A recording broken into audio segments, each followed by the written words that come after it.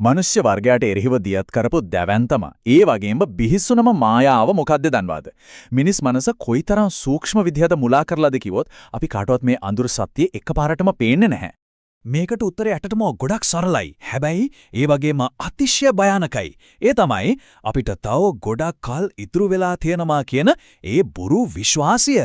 ලෝකයේ බහුතරයක් මිනිසුන්ව නිහඬවම දිනෙන් දින විනාශ කරගෙන යන අමූලික විශ්වීය මායාව තමයි මේක. කන්නාඩි ඉස්සරහට ගිහින් මම මේ අදහසේ ලබන අවුරුද්දේ අනිවාර්යයෙන්ම ක්‍රියාත්මක කරනවා කියලා දවස ගානේ Tamanටම බොරු කියා ගන්න වාර ගණන කොච්චරක්ද කියලා පොඩ්ඩක් හිතලා බලන්න. සැබෑ යථාර්ථය මේකයි. ඊය කියන්නේ දැනටමත් මියගෙන අවසන් වෙච්ච අතීතයක් විතරයි. හෙට කියන්නේ කවදාවත්ම එන්නේ නැති නිකම්ම මායාවක්. අපිට ඇත්තටම තියෙන්නේ පවතින්නේ මේ ගෙවෙන තත්පරය විතරමයි. ලෝකයේ ඉන්න අසාර්ථකම මිනිස්සුන්ගේ ජාතික ගියේ තමයි මම මේක හෙට කරන්නම් කියන එක. ඒ අය හැමදාම ජීවත් වෙන්නේ කිසිදාක උදා වෙන්නේ නැති හෙට දවසක. හැබැයි ලෝකයේ ඉන්න සැබෑ ධනවතුන් තීරණ ගන්නේ ක්ෂණිකවමයි. එයාට හෙටක් කියලා දෙයක් නැහැ. එයාට තියෙන්නේ මේ මොහොත විතරයි. මේ මොහොතේ මේ දැන් ගන්න එකම එක තීරණයකට පුරුවම් මුළු පරම්පරාවකම ඉරණම සම්පූර්ණයෙන්ම කනපිට හරවන්න.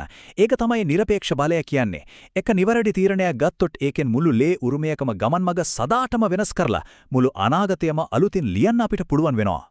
කල්මරණ මේ මාරාන්තික රෝගයෙන් සදහටම මිදිලා වහාම ක්‍රියාත්මක වෙන දැඩි යකඩ මානසිකත්වයක් ගොඩනගා ගන්නයි මේ රහස්‍ය මෙහියුම දියත් කරලා තියෙන්නේ. ඒ තමයි දින 21 වෙල්ත් මාස්ටරි වැඩසටහන. මේකට එකතු වෙන පළමු 100 දිනාට පමණක් දැවැන්ත වට්ටමක් හිමි වෙනවා. විස්තරේ තියෙන සමූහය හරවා එකතු වෙන්න. හැබැයි මතක තියාගන්න ඒ අවස්ථාව විවෘත වෙලා තියෙන්නේ අද දිනේට පමණයි.